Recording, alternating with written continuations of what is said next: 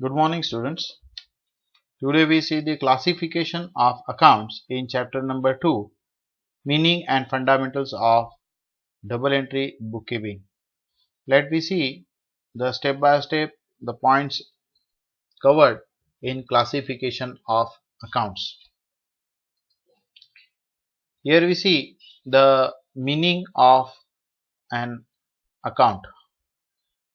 An account is summarized record of transaction relating to a person, asset, liability, particular head of expense or income recorded on at one place. In day-to-day transaction, a day-to-day business activity, large number of business transaction takes place. It affects the several accounts. At the end of certain period of time, it is necessary for businessman to balance the accounts to find out the information like total capital, total liabilities and asset, total incomes and expenses, etc. of the business, and hence we prepare the account in business. Account is a summarise record. बघा, account म्हणजे काय आहे की तुम्हाला वेगवेगळ्या business मधल्या वेगवेगळ्या ट्रान्झॅक्शनची जी व्यक्तिगत खात्याशी संबंधित आहे, मालमत्तेशी संबंधित आहे, तुम्ही इथे बघू शकता, लायबिलिटीशी किंवा देण्याशी संबंधित आहे, पर्टिक्युलर हेड ऑफ एक्सपेन्सेस खर्चाशी संबंधित आहे, त्यानंतर पर्टिक्युलर इन्कमशी संबंधित आहेत. Where recorded at one place म्हणजे व्यवसायामध्ये नोंदवलेल्या प्रत्येक व्यवहाराची नोंद ही त्या त्या खात्याला काय केली जाते, लिहिली जाते, आणि तो काय असतो, एक प्रकारचा समराइज रेकॉर्ड म्हणजे सारांशित जो काही नोंद असते ही आपल्याला त्याच्यामुळे अवेलेबल होते किंवा उपलब्ध होते.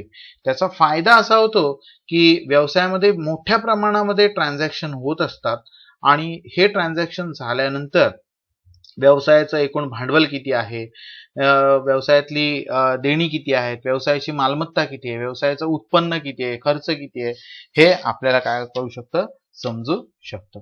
त्यानंतर आपण बघणार आहोत डेफिनेशन ऑफ अकाउंट. हे खूप महत्वाचं लेक्चर आहे. बघा, classification of account is a base of accounting or accountancy. त्यामुळे तुम्ही ट्रान्झॅक्शन रेकॉर्ड करायला शिकणार आहात. ठीक आहे, बघूया आपण. An account डेफिनेशन ही विचारवंतांनी दिलेली असते.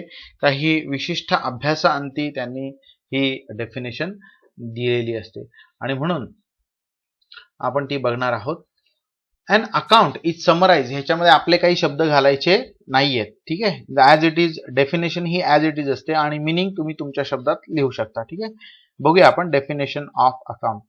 According an account is summarized record of transaction affecting one person, one kind of property or one class of gain or loss according to J.R. Batley Boy. आता इथे जी लिहिलेलं आहे ना, तुम्ही जे करायचा का, J.R. बाटली बॉय असं त्यांचं नाव आहे. ठीक आहे, जे करून घ्यायचं तुम्ही. ठीक आहे, बघा ही डेफिनेशन दिली त्यामुळे मी ह्याला काय मार्क करत नाहीये. ठीक आहे, ओके. ही डेफिनेशन जे हायलाइट केलेलं आहे हे तुम्हाला म्हणजे त्याचे जे मीनिंग आहे किंवा डेफिनेशन आहे, परंतु नोट्स लिहिताना तुम्हाला हे डिटेल्स मध्ये काय करायचं आहे, लिहायचं आहे. आता इथे समजा मीनिंग झालं तर त्याच्या पुढची जी ऍडिशनल इन्फॉर्मेशन आहे त्याच्यासाठी स्वतंत्र पॅरेग्राफ करायचा. ठीक आहे, बघूया आपण पुढे. According to R.N. कार्टर, यांचं इनिशियल आहे R.N. Carter. An account is a ledger record in a summarized form of all transactions that have taken place with the particular person or thing specified. आता इथे बघा, तुमच्या असं लक्षात येईल की इथे सुद्धा according to R.N. Carter, account is a ledger record. Ledger मी तुम्हाला प्रत्यक्ष याच्यामध्ये दाखवणार आहे. आपला फिजिकल क्लासेस ज्यावेळेस सुरू होतील त्यावेळेस मी तुम्हाला लेजर दाखवणार आहे आणि त्या लेजर मध्ये कशा नोंदी करतात ते सुद्धा आपण बघूया. त्याला डेबिट क्रेडिट कॉलम असतात, कसे नोंदी करतात ते आपण आता पुढे सुद्धा बघणार आहोत. ठीक आहे, ही आहे थोडी जी त्याला आवश्यक असणारी थिअरी आहे आणि त्यानंतर आपण पुढे जाणार आहोत. An account is a ledger record in a summarized form of all transactions that have taken place with the particular person or thing specified. एखाद्या व्यक्तीबाबत किंवा वस्तूबाबत जे काही ट्रान्झॅक्शन झालेलं आहे त्याची जी काही सारांशीकृत नोंद आहे ही सारांशीकृत नोंद ही अकाउंट मध्ये केली जाते. बघूया आपण classification of accounts. Classification of accounts आपण बघणार आहोत. बघूया आता क्लासिफिकेशन ऑफ अकाउंट्स मध्ये प्रामुख्याने दोन प्रकार आहेत ज्यामध्ये पर्सनल अकाउंट आणि इम्पर्सनल अकाउंट. पर्सनल म्हणजे काय, व्यक्तिगत खात्याशी संबंधित असलेले. व्यक्तिगत म्हणजे काय, व्यक्तीशी संबंधित. डायरेक्ट मी असं सांगतो तुम्हाला व्यक्तीशी. आता पर्सनल अकाउंट मध्ये पुन्हा तीन प्रकार आहेत. त्याच्यामध्ये काय, natural personal account, artificial personal account आणि रिप्रेझेंटेटिव्ह पर्सनल अकाउंट. आता नॅचरल पर्सन म्हणजे नैसर्गिक व्यक्तित्व असलेली खाती, त्यानंतर आर्टिफिशियल म्हणजे कृत्रिम व्यक्तित्व असलेली खाती आणि रिप्रेझेंटेटिव्ह म्हणजे प्रातिनिधिक स्वरूपाची जी काही व्यक्तिगत खाती आहेत ती. तर ती आता कशा प्रकारे आहेत ती आपण बघणार आहोत. सर्वात पहिले मी हा इम्पर्सनल जो पार्ट आहे तो आपण नंतर बघणार आहोत. आधी आपण पर्सनल अकाउंटचा जो टाईप आहे तो पूर्ण करणार आहोत. आता natural person. Natural personal account म्हणजे काय, आता असं आहे समजा तुमच्यापैकी कोणाचं नाव आहे अमित आहे, सुमित आहे, सीमा असेल, मीना असेल, ठीक आहे. तर यांची जी नावं आहेत किंवा आता तुमच्या आईच्या नावाने असेल किंवा बाबांच्या नावाने म्हणजे डायरेक्ट व्यक्तिगत तुम्ही डायरेक्ट पैसे त्यांना जर का दिलेले असेल, सुनीता असेल, इथे बघा दाखवलेले Sunita's account, Ashok's account, Suhas account, ठीक आहे, सुहास अकाउंट असं म्हटलेलं आहे, ठीक आहे, सुहास अकाउंट. ही जी व्यक्तिगत एखाद्या व्यक्तीच्या नावे असलेली जी खाती आहेत त्याला नॅचरल पर्सनल अकाउंट असं म्हणतात. म्हणजे याला नैसर्गिक व्यक्तित्व असलेली खाती असं म्हणतात. त्यानंतर दुसरा प्रकार आपण बघणार आहोत, आर्टिफिशियल पर्सनल अकाउंट. आता आर्टिफिशियल पर्सनल अकाउंट म्हणजे काय, तर कृत्रिम व्यक्तित्व खाते, कृत्रिम व्यक्तित्व असलेली खाते. आता कृत्रिम व्यक्तित्व असलेली जी खाती आहेत ते आपण बघणार आहोत. पुढे त्याचं आपण डीप एक्सप्लेनेशन किंवा त्याची थेअरी आपल्याला दिलेली आहे. पुणे महानगरपालिका आहे, Pune municipal corporation, Radhika sports club, bank of India किंवा एखादा आहे मुंबई क्रिकेट असोसिएशन किंवा त्याच्यानंतर महाराष्ट्र क्रिकेट असोसिएशन ज्याला MCA म्हणतो आपण. तर ह्या अशा प्रकारचे ज्या संस्था आहेत किंवा कंपनी, एखादी ट्रेडिंग कंपनी आहे किंवा सुमित ट्रेडिंग कंपनी किंवा डायमंड ट्रेडिंग कंपनी, तर ह्या ज्या संस्था आहेत किंवा ह्यांना आपण आर्टिफिशियल पर्सनल अकाउंट असं म्हणू शकतो. त्यानंतर रिप्रेझेंटेटिव्ह पर्सनल अकाउंट, याला प्रातिनिधिक स्वरूपाची जी खाती आहेत ती.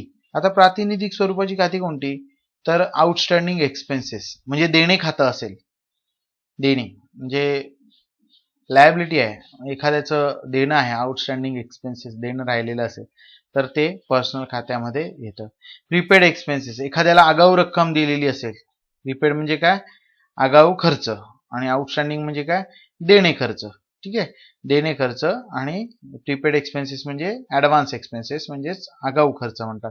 हे सगळं कशामध्ये येतं, तुमचं प्रातिनिधिक व्यक्तिगत खात्यामध्ये, याला रिप्रेझेंटेटिव्ह पर्सनल अकाउंट असं म्हणतात. तुम्हाला आता असं मी सांगतोय त्याच्यावरनं लक्षात येणार नाही, आपण ज्यावेळेस याचे ट्रान्झॅक्शन मे बी एक बऱ्याच जणांना, काही जणांना समजेल, काही जणांना नाही समजणार, ठीक आहे. तर काही जणांना एक्झाम्पल ज्यावेळेस आपण प्रॉब्लेम मध्ये सोडवू त्यावेळेस सुद्धा समजतं, ठीक आहे. बघूया आपण income received in advance account. आत्ताच मी सांगितलं तुम्हाला, इन्कम रिसिव्ड इन ऍडव्हान्स किंवा ऍडव्हान्स एक्सपेन्सेस किंवा ऍडव्हान्स इन्कम जर का असेल तर ते प्रातिनिधिक खात्यामध्ये येतं.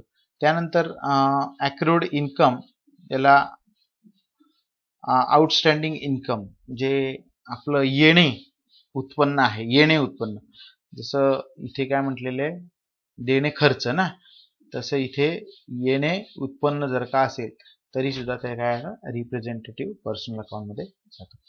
त्यानंतर सर्वात मोठा जो भाग आहे, मोठा भाग आहे पर्सनल अकाउंटचा, इम्पर्सनल अकाउंट की अव्यक्तिगत खाती.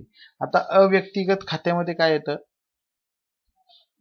रिअल अकाउंट आणि नॉमिनल अकाउंट, ठीक आहे.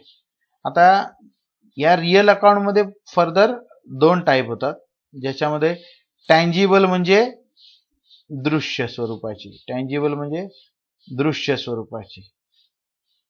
दृश्य म्हणजे काय आता मला तुम्हीच सांगायचं. दृश्य म्हणजे काय? दृश्य म्हणजे डोळ्यांनी दिसणारी, दृश्य म्हणजे डोळ्यांनी दिसणारी. आणि इनटँजिबल म्हणजे काय? अदृश्य. इनटँजिबल म्हणजे अदृश्य, डोळ्यांनी दिसत नाही, त्यांना आपण काय म्हणतो? अदृश्य, ज्याला इंग्रजीमध्ये इनटँजिबल असं म्हटलेलं आहे. आता टँजिबल म्हणजे दृश्य मालमत्ता आहे आणि इनटँजिबल म्हणजे अदृश्य मालमत्ता आहे, म्हणजे दिसत नाही. ठीक आहे, खरोखरी नाही दिसत, परंतु ती मालमत्ता असते. कशी ती आपण बघणार आहोत. आता कॉम्प्युटर तुम्हाला दिसतो, कॉम्प्युटर अकाउंट, कॅश अकाउंट असेल किंवा मशिनरी अकाउंट असेल किंवा फर्निचर अकाउंट असेल, वेगवेगळे अजून एक्झाम्पल ज्यादा तुम्हाला मी देणार आहे. ठीक आहे. त्यानंतर इनटँजिबल मध्ये काय? तर गुडविल आहे. गुडविल म्हणजे काय? प्रतिष्ठा आहे, व्यवसायाच्या निष्ठेचं एक प्रतीक आहे, किंवा व्यवसाय नित्य नेमाने किंवा व्यवस्थितपणे ज्यावेळेस चालवला जातो आणि त्यामुळे एक व्यवसायाची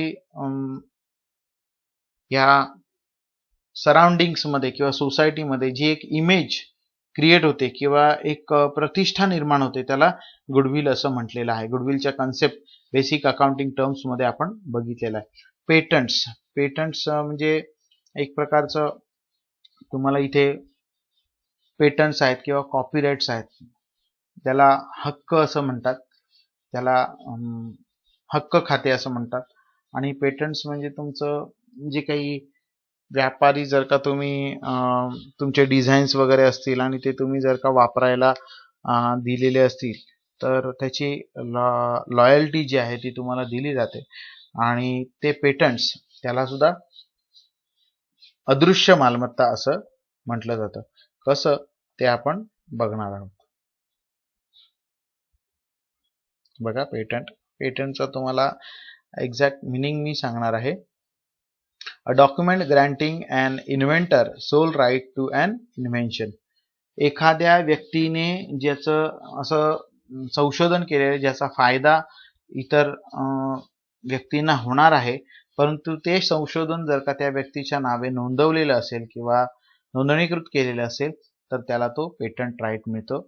आणि कॉपीराईट ज्याला हक्क प्रदान असं म्हणतात. त्यानंतर आपण बघणार आहोत नॉमिनल अकाउंट. इम्पर्सनल मध्ये नॉमिनल म्हणजे सामान्य खाते. आता सामान्य खात्यांमध्ये दोन प्रकार आहेत. कोणते? तर एक एक्सपेन्सेस अँड लॉसेस, ज्याला खर्च आणि तोटा आणि उत्पन्न आणि नफा.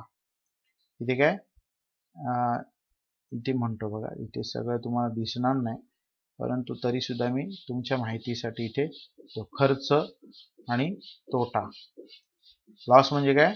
तोटा, शब्द लिहून काढायचे तुम्ही. ठीक आहे. इन्कम म्हणजे काय? उत्पन्न. व्हर्च्युअल पेन असल्यामुळे तो ठीक आहे तुम्ही समजू शकता, उत्पन्न. आणि गेन्स म्हणजे ज्याला आपण प्रॉफिट म्हणजे प्रॉफिट म्हणजे काय? नफा. ठीक आहे, प्रॉफिट याला समानार्थी शब्द आहे प्रॉफिट. ठीक आहे, तुम्ही लिहून घ्यायचं आहे ते. आता स्टेशनरी खर्च आहे, खरेदी खर्च आहे, जाहिरात खर्च आहे, वेगवेगळ्या प्रकारचे खर्च आहेत. किंवा डिस्काउंट अलाउड असेल तर तो दिलेली सूट आहे, तर ते एक प्रकारचा लॉस आहे. किंवा बॅड डेट्स आहेत, बुडीत कर्ज आहे, किंवा loss on sale of asset आहे, loss on sale of asset असेल, तर हा कशामध्ये येणार आहे? नॉमिनल अकाउंट्स मध्ये येणार आहे. त्यानंतर इन्कम अँड गेन्स, हा चार्ट खूप महत्वाचा आहे. हा चार्ट तुम्ही काढायचा आहे, प्रत्येकाने वहीमध्ये हा चार्ट काढायचा आहे. ठीक आहे. त्यानंतर इन्कम अँड गेन्स मध्ये उत्पन्न, इंटरेस्ट रिसिव्ड, कमिशन रिसिव्ड किंवा डिस्काउंट रिसिव्ड असेल तर तो प्रॉफिट म्हणतात त्याला. डिस्काउंट हे इन्कम नाही, डिस्काउंट रिसिव्ड हे इन्कम नाही आहे, डिस्काउंट रिसिव्ड हा प्रॉफिट आहे आणि इंटरेस्ट रिसिव्ड हे इन्कम आहे. कसं ते ट्रान्झॅक्शन करताना तुम्हाला मी सांगणार. सेल्स म्हणजे इन्कम आहे, सेल्स म्हणजे काय? इन्कम. सेल्सला काय म्हणतात? विक्री म्हणतो आपण. ठीक आहे. आता step by step we see the explanation for classification of an account. Each type of account is explained below with the example. Personal accounts. Here I will mark first the different types of personal account, and then we go for explanation.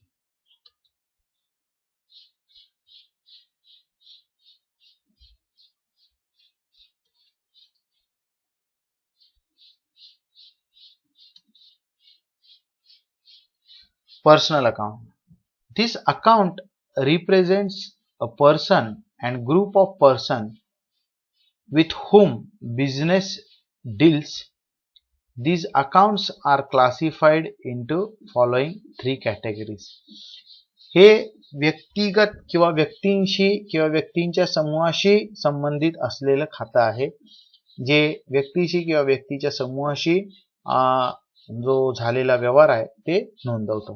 ठीक आहे, बघूया आपण.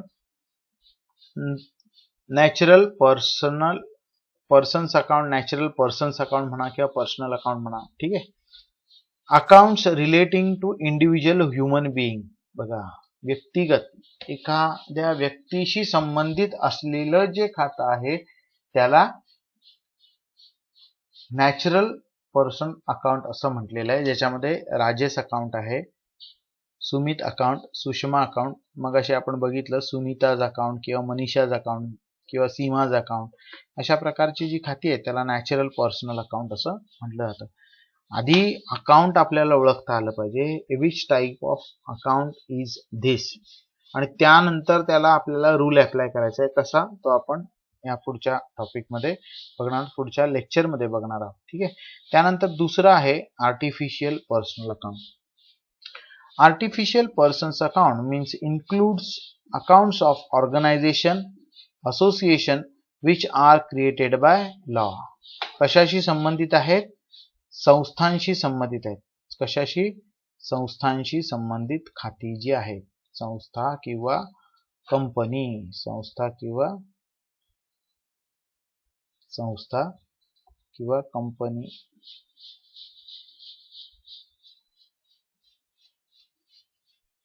ज्या कायद्याने अस्तित्वात आलेल्या आहेत अशा सर्व संस्थांची जी खाती आहेत त्यांना आर्टिफिशियल पर्सन्स अकाउंट असं म्हटलं जातं किंवा आर्टिफिशियल पर्सनल अकाउंट असं म्हटलं जातं. फॉर एक्झाम्पल इथे आपल्याला दिलंय बघा, bank of Maharashtra account, ABC and company, त्यानंतर रिक्रिएशन क्लब अकाउंट. तसंच मी तुम्हाला वेगवेगळी आणखीन काही उदाहरणं, मुंबई क्रिकेट असोसिएशन ज्याला एमसीसी अकाउंट असं म्हटलं जातं, मुंबई म्युनिसिपल कॉर्पोरेशन किंवा पुणे म्युनिसिपल कॉर्पोरेशन, ही जी काही खाती आहेत सांगितलेली ती आर्टिफिशियल पर्सन्स अकाउंट आहेत, जी which are created by law.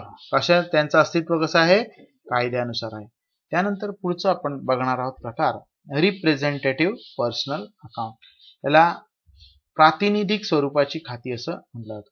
This accounts, हा जो टॉपिक आहे तुम्हाला पुन्हा पुन्हा बघावा लागणार आहे, पुन्हा पुन्हा समजून घ्यावं लागणार. नाही समजलं तर मला पुन्हा तुम्ही विचारू शकता, म्हणजे जेणेकरून मला पुन्हा त्याच्यावरती एक्स्ट्रा वर्क करून घ्यावं लागेल तुमच्याकडून, किंवा तुम्हाला समजेपर्यंत ते पुन्हा शिकवावं लागेल. ठीक आहे. This accounts represents a certain person of groups of person in business dealing. एखाद्या व्यक्तीच्या समूहाशी संबंधित ही खाती आहेत जी व्यवसायामध्ये असतात. Accounts relating to outstanding and prepaid items are called as representative personal account. म्हणजे जी येणे किंवा देणे खाती असतात किंवा आगाऊ रकमा दिलेल्या किंवा घेतलेल्या असतात त्या संबंधित असणारी जी खाती आहेत त्यांना रिप्रेझेंटेटिव्ह पर्सनल अकाउंट असं. बघा, आपण काय एखाद्या इन्शुरन्सचा हप्ता असेल तर तो आपण आगाऊ भरतो. आगाऊ म्हणजे काय? आधीच भरतो. ठीक आहे. त्याच्यानंतर कधी कधी काही लोक लाईट बिल सुद्धा ऍडव्हान्स मध्ये भरणार आहेत. काही जणांचं लाईट बिल भरायचं राहतं तर त्याला काय म्हणतात आपण? आउटस्टँडिंग म्हणतो. काय म्हणतो? अरे आउटस्टँडिंग. हे बघा, या ज्या अकाउंट मधल्या ज्या कन्सेप्ट आहेत, ह्या कन्सेप्ट बरोबर तुम्ही जोपर्यंत खेळत नाहीत, आपण खेळतो ना, आपण काय करतो? खेळतो. खेळताना जसे आपण शब्द वापरतो, अरे अरे अरे अरे अरे 6 मारला, अरे अरे 4 मारला, बरोबर की नाही? अरे अरे याने काय केला? स्क्वेअर कट मारला, बरोबर ना? त्याच्यानंतर आपण काय म्हणतो? बाय गेला, त्याच्यानंतर लेग बाय गेला, लेग बाय बाउंड्री गेली, बरोबर आहे, वाईड बाउंड्री गेली. या ज्या व्होकॅब्युलरीज आहेत, या आपण ज्या पद्धतीने शिकतो त्या पद्धतीने एखादा नवीन विषय असेल तर त्या विषयाचा जो शब्दसंग्रह आहे किंवा शब्दसमूह आहे तो आपल्याला समजेपर्यंत आपण आपल्या दैनंदिन जीवनात त्याचा जर का वापर केला तर तो जास्त आपल्याला लक्षात राहतो. जसं मी सांगितलं, जर का तुम्ही एखाद्या खर्चाची आगाऊ रक्कम दिलेली असेल तर त्याला काय म्हणतात, ऍडव्हान्स एक्सपेन्सेस म्हणतात. एखादा खर्च ऑलरेडी झालेला आहे, समजा लाईट बिल आलेलं आहे घराचं तुमचं, परंतु ते तुमचं त्या विशिष्ट कालावधीमध्ये भरलं गेलं नाही तर त्याला काय म्हणतात, आउटस्टँडिंग असं म्हणतात. बघूया आपण अकाउंटिंग ट्रान्झॅक्शन करताना आपण त्याच्यावरती जास्ती डीप मध्ये बोलणार आहोत. ठीक आहे. त्यानंतर आपण बघणार आहोत इम्पर्सनल अकाउंट, ज्याला अव्यक्तिगत प्रकारची जी काही खाती आहेत असं म्हणतो आपण त्यांना.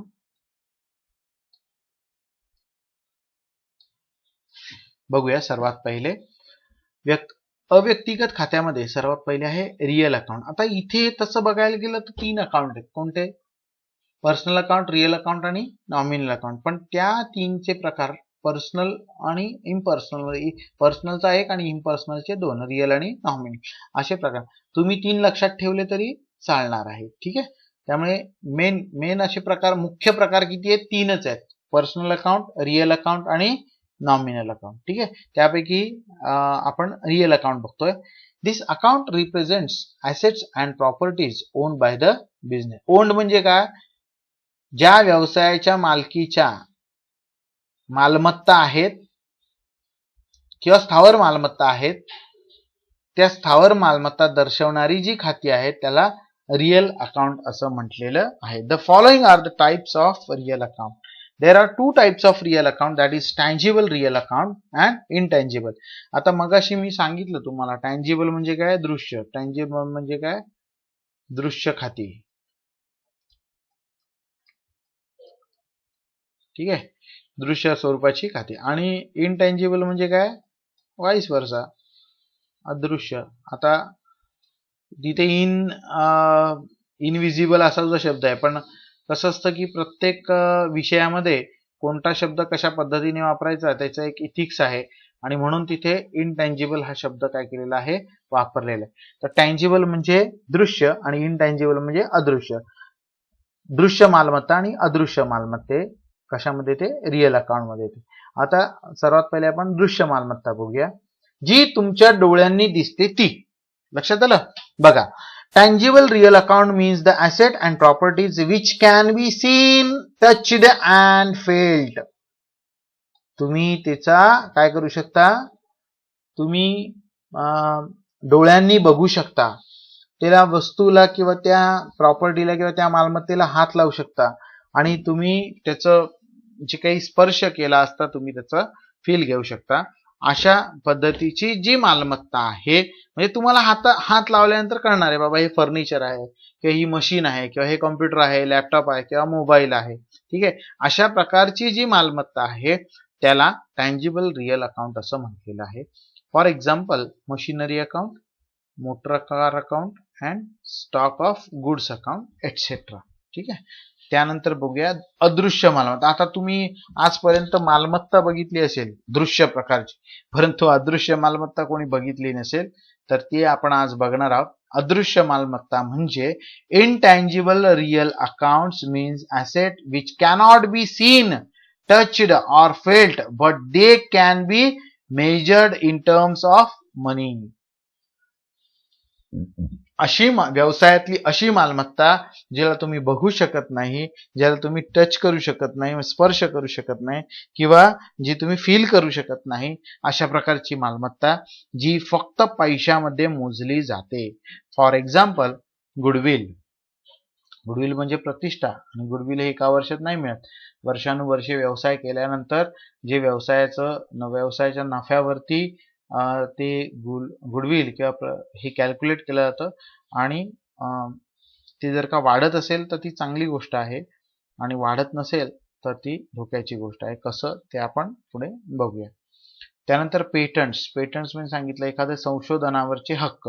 त्यानंतर ट्रेडमार्क्स. ट्रेडमार्क्स म्हणजे जे काही नोंदणीकृत चिन्ह आहेत त्याला ट्रेडमार्क्स असं म्हणतात. आणि कॉपीराइट्स म्हणजे ज्याला हक्क, ठीक आहे, हक्क, अधिकार असं म्हणतात. हे हक्क नोंदवलेले असतात त्याला कॉपीराइट्स म्हणजे हक्कच म्हणतात त्याला, ठीक आहे. तर या सर्व ज्या मालमत्ता आहेत ह्या तुम्हाला कोणत्याही प्रकारे दिसत नाही, but it can be measure in terms of money. परंतु या मालमत्तांचं पैशामधलं मूल्य हे दर्शवलं जातं आणि म्हणून याला अदृश्य मालमत्ता असं म्हणतात, ठीक आहे. त्यानंतर आपण पुढे बघणार आहोत नॉमिनल अकाउंट्स. तर नॉमिनल अकाउंट्स मध्ये काय आहे बघूया आपण.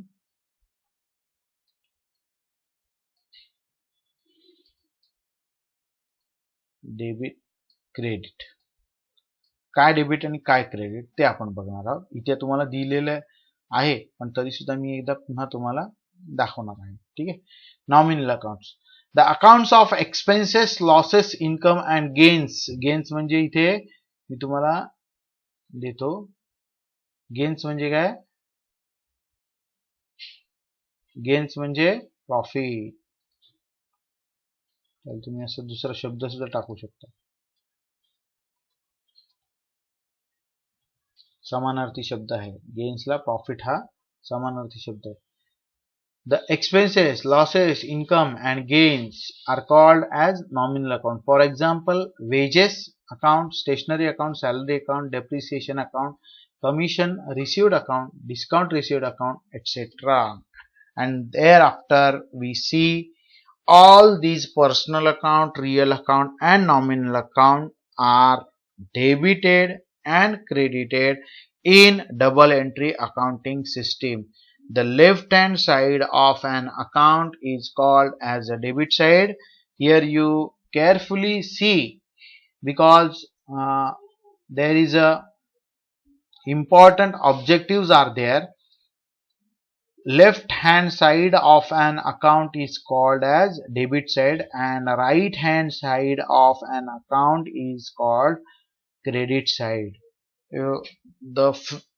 These objective type questions are frequently asked in examination, in your examination, whether there is an online examination or offline, which is writing examination.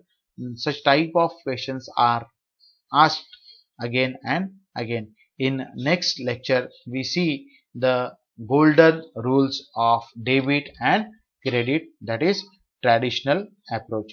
Thank you and have a good day.